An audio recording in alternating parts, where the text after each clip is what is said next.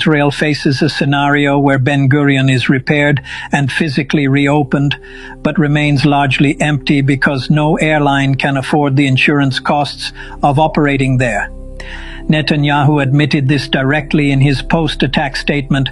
"We cannot guarantee it will not be hit again. Every airline, every insurer, and every passenger planning to fly through Ben Goerion read that statement and drew the same conclusion." The historical parallel is worth examining because it illuminates both the strategic logic of the attack and the asymmetry of its consequences.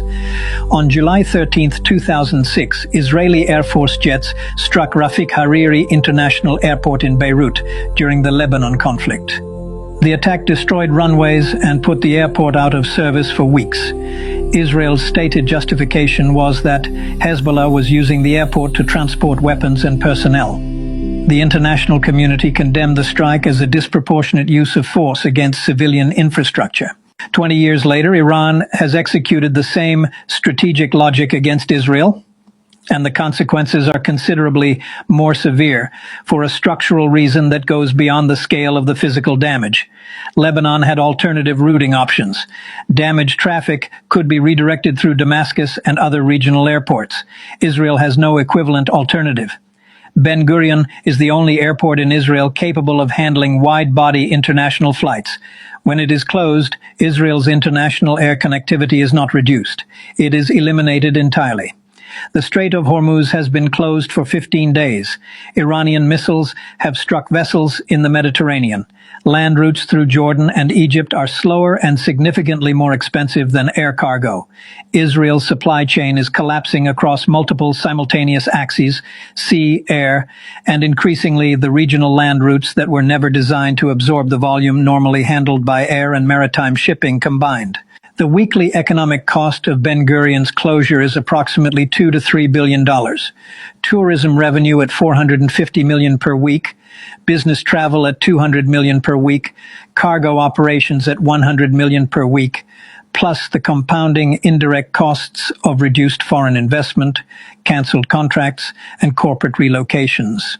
If the airport remains closed for a full year, the total economic damage could exceed $150 billion.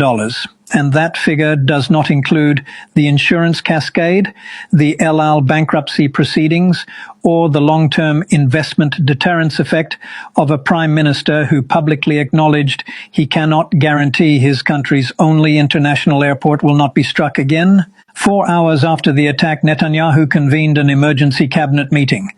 According to sources present at the meeting, he was presented with a retaliatory option, striking Imam Khomeini International Airport in Tehran on the principle of direct equivalence.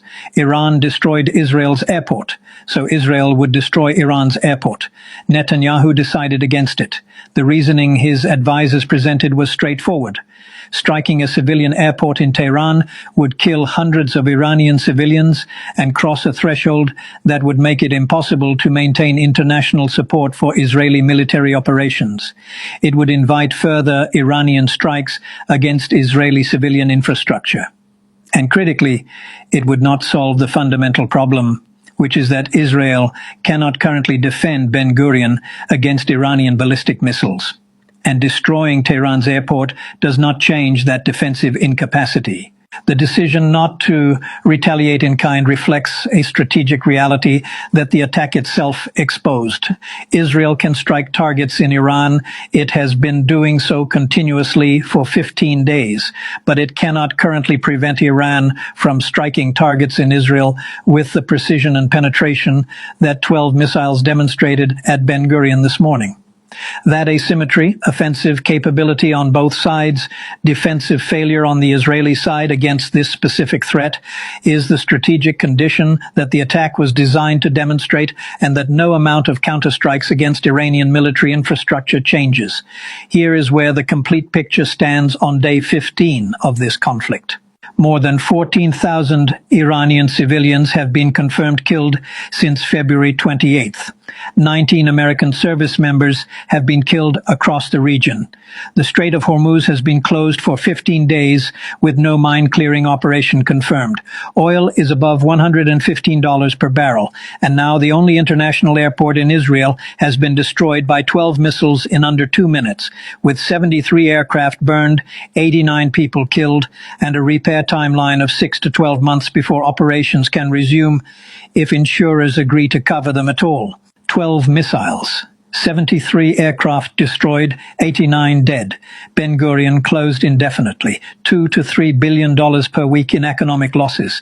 El Al facing bankruptcy. Foreign airlines unable to return without insurance they cannot obtain. Netanyahu publicly admitting the airport cannot be guaranteed against future strikes. And Iran achieved all of this without deploying a single ground soldier on Israeli territory.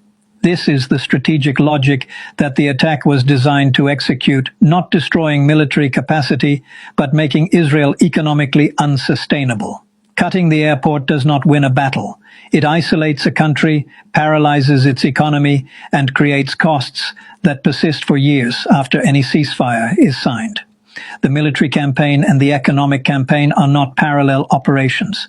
The economic campaign is the primary one, and the military campaign is the mechanism that enables it.